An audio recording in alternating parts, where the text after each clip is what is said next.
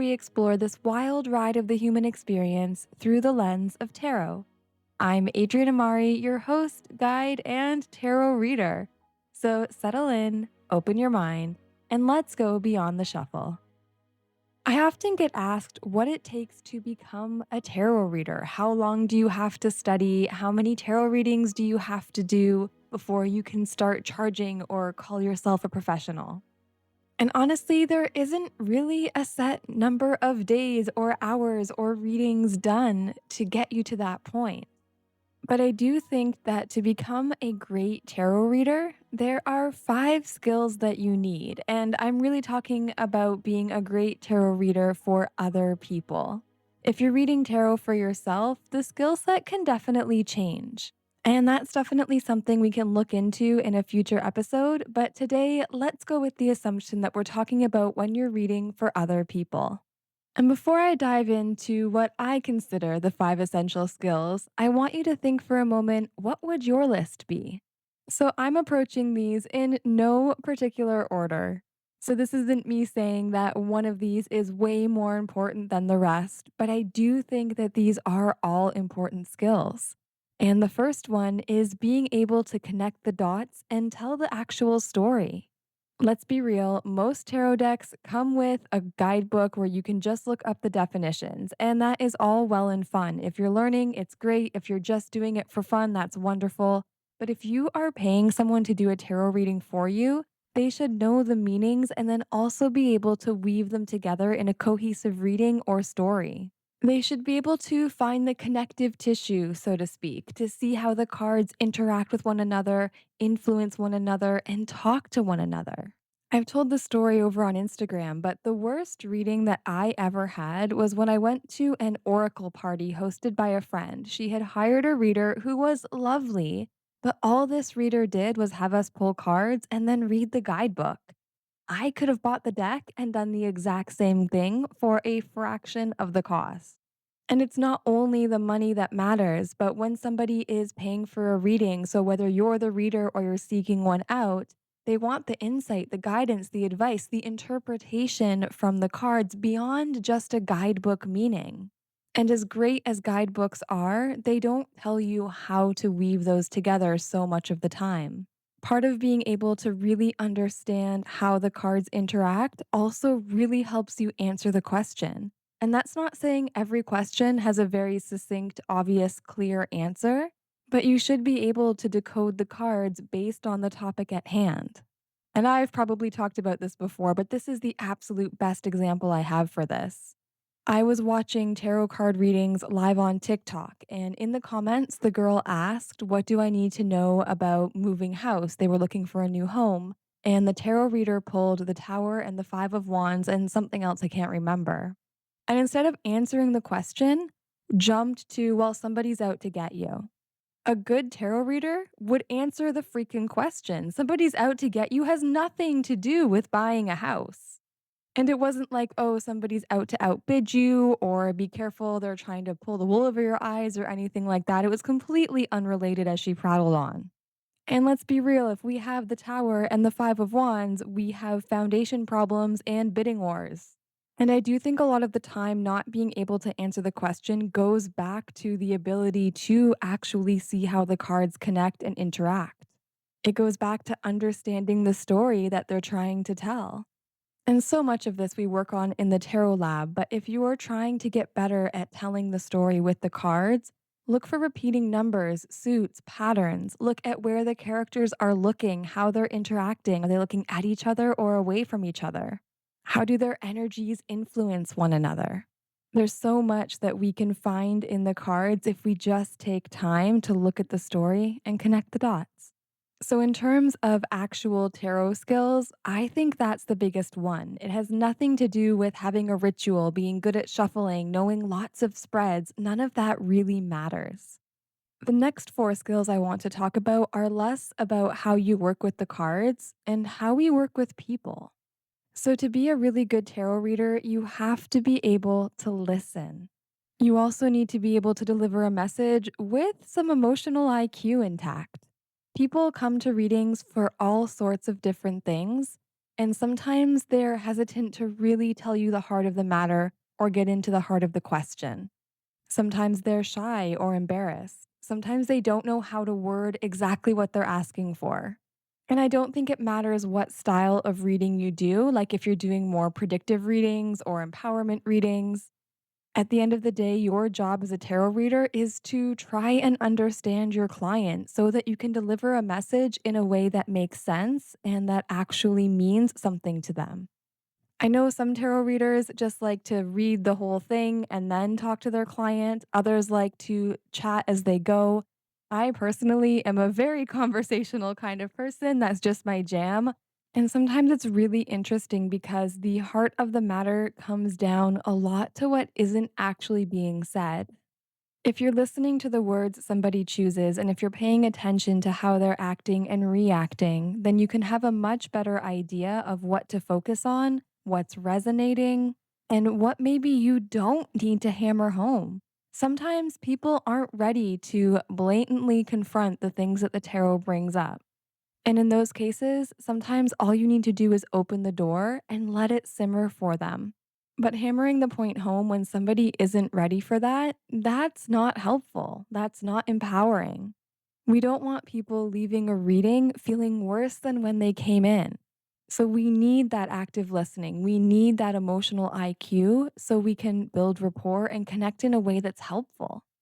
Now, not all readers like this style, and that's totally fine. But for me, I love asking questions. And sometimes, a lot of the time, honestly, I'm not expecting an answer. It's just to get people thinking because the whole power of tarot is to shine that mirror so that they can kind of see their way through.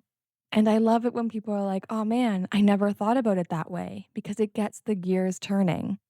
I know a lot of students are nervous to ask questions because they don't want to be wrong or look like they don't know what they're saying or doing. And again, that's not the style of every tarot reader, but that's the one that works for me. And I love the connection that comes from it. And this moves well into our next skill, having ethical delivery and boundaries. I think when you start reading for other people, it can be really hard to set those boundaries and to figure out where your ethics lie, especially because there are so many rules and so many do this, don't do this things out there that you really have to sit with it and make up your own mind. We do have to be able to deliver messages in because you want someone to like the reading that you're giving to them. But we need to be honest about what we see. Honest, though, doesn't mean cruel. You can be honest without sugarcoating, without beating around the bush, and without being mean about it. You also need to decide what you will and won't read on. For example, I don't love doing third party readings. And when I first started, I did them quite often because people were asking and I wanted to deliver what they were asking for. And for me, the third party readings that I am not into are the ones that are like, does so and so love me? What are they feeling about me? What are they thinking about me? Because the more I thought about it, the more I was like, man, I would hate if someone put thoughts or words in my mouth and told someone else this is what I was thinking or feeling without even knowing for sure. So, anytime those questions come up now, I always tell someone I can't tell you what someone is thinking or feeling. And honestly, I think the cards kind of can. I just don't think it's very ethical because tarot readers aren't perfect. And I would hate for me to put some thought or word in someone's mouth that someone else believes when it's not even true.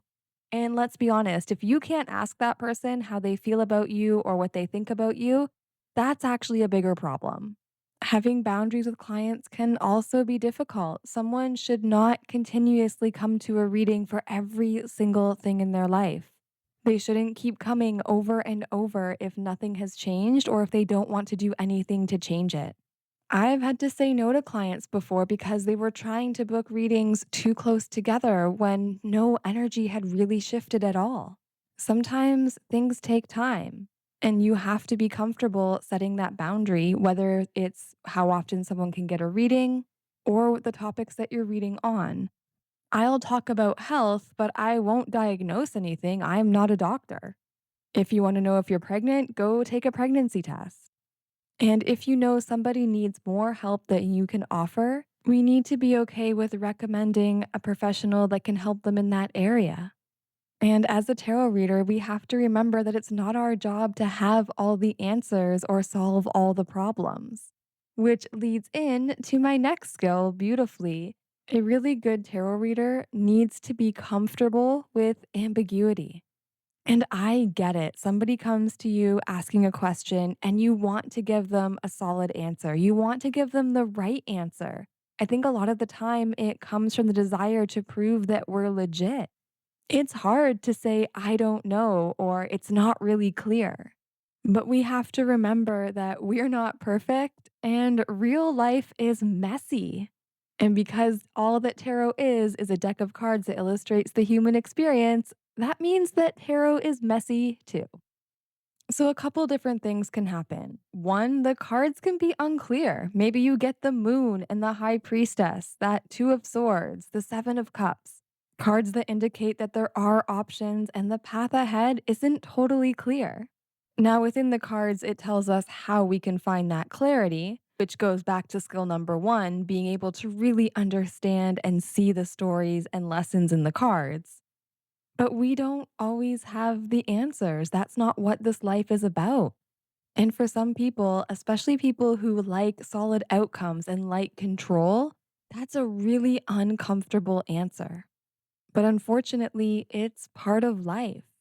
And I think part of this also depends on how you see the future. I've done an episode on this on the podcast, but I don't believe the future is set in stone. I believe that it is filled with possibilities and probabilities, but we still get to choose. And sometimes in where we are, the road ahead isn't quite ready to be revealed yet. And that's okay. So we have to be comfortable telling clients that, you know what, it doesn't seem like there's a clear answer right now. And it can feel a little bit like you're being a magic eight ball, but such is life. There's also times where we pull cards and we just have no idea what's going on with the spread. And you're thinking, my goodness, how do I read this? How do these fit together? How do these relate? And it's really easy to start to panic in that situation. It's also easy to want to pull more cards. And if this happens to you, step one, take a deep breath, but don't start pulling more cards right away. Sit with it, talk it out. Sometimes, even just describing the cards and what they're doing can really help ignite something for you. And normalize being confused. I've had this happen before where I'm doing a reading. I'm like, I don't know what this means right now. So let's keep going and we'll circle back later. And I've never had someone be upset or disappointed or think I didn't know what I was talking about because I needed a second or I needed to say, hey, let's revisit this after we see more of the story.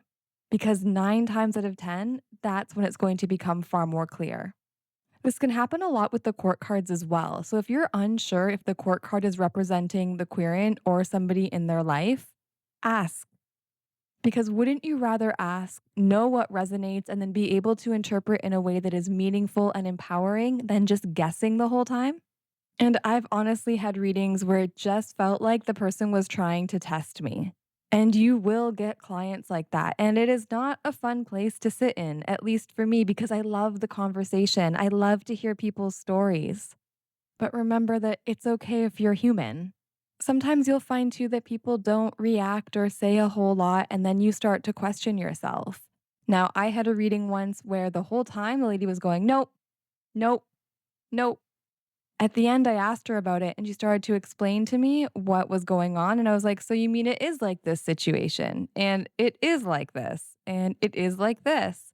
And then it kind of started to click to her because I think at first she was so defensive. After that reading, she stayed and chatted to me for about another 45 minutes. So we have to remember that sometimes the messages aren't clear. Sometimes the person's maybe not totally ready to hear them. Sometimes we're on the right track, but with the wrong lens. And sometimes things just need to take a little bit of time to unfold. All of that is okay, and it's an important skill to be comfortable with it. Okay, I said I wasn't raking the skills, but I do think this last one is the most important one. And that's you have to be able to hold space for people in a way that is safe and non judgmental. And we're all humans. We all have our own judgments, our own biases. So there's no way I'm going to sit here and pretend that any of us can be non judgmental 100% of the time. But the ability to build trust and build rapport with clients is so important because people bring so much to a tarot reading. Things that they want to talk about, things that they haven't really scratched at yet. They bring hopes and dreams and emotionally heavy situations. A lot of times, people are looking for validation from a tarot reading. To know what they're thinking or feeling or wanting is okay. To have a better understanding of what's happening, why it's happening, and how they can move through that difficult energy. Some people come to a tarot reading for fun, but a lot of people come because they're feeling a certain way. And it's usually not all sunshines, rainbows, and unicorns. So we have to have the maturity to be able to deal with topics that are taboo or messy, maybe even socially unacceptable. And we need to react in a way that's curious and compassionate, not judgy. I've done readings for people who were in affairs before, people who have done things that they're not proud of. And who am I to judge? So many of us are just trying to figure out our way through, and we make mistakes because life is complicated. So always choose curiosity and compassion. You don't have to approve of someone's actions or agree with them, but we do need to be able to hold space for where they are and what they're sharing. Holding space can also mean that you sit with someone as they process, as they release. I always have Kleenex near my reading table because I often get people who cry because the release can be overwhelming. And that's a beautiful and wonderful thing. And people always apologize. No one should ever feel sorry for crying at a tarot reading. So much of the time, people are just wanting to be seen and heard. And that's such a beautiful part of a tarot reading. That's what we're here for, to hold that space. And it's not always easy. We have to remember that we are all human. I'm not going to lie, when I do pet readings, if somebody cries during a pet reading, I will also cry or at the very least get teary eyed. Because if you know me at all, you know how crazy I am about my pets. But I think sometimes that genuine connection can also be so meaningful. And I'm not like blubbering where I can't get words out or do my job. But I think it's important to remember that as a tarot reader, we are not all seeing, we are not all powerful. We are not here to do someone else's healing for them. We're here to guide and to help and to still be very human. So at the end of the day, it doesn't matter how good you are at shuffling or how beautiful your space is or how many tarot decks you have. Being able to weave the story, actively listening with an emotional IQ, having ethics and boundaries, being comfortable with ambiguity, and having the ability to hold non judgmental space for people is what makes a great tarot reader. I'd love to know your thoughts. So leave me a comment. Let me know what you think. Do you agree that these are the most important skills? Or do you think that it's something else? And if any of these skills are something you would like to work on and improve, come join us in the Tarot Lab. It's my membership program where we have monthly masterclasses, practice labs, lots of support, resources, activities, and exercises to take your tarot skills to the next level so you feel confident giving readings, even if you only ever want to read for yourself. And if you're looking for your own personal insight and reading, know that you can always book with me at adrianamari.com. For the month of August, I will be taking a brief summer holiday from Beyond the Shuffle, but I will be here July 22nd, July 29th, and then back on September 2nd. But for tarot readings and updates during that time, make sure you're following me on Instagram at Adrian Amari Tarot. And if there are any topics that you want to hear on Beyond the Shuffle, just let me know because I am an open book of tarot and ready and willing to talk. So until next week, stay open, stay curious, and I'll catch you next time on Beyond the Shuffle.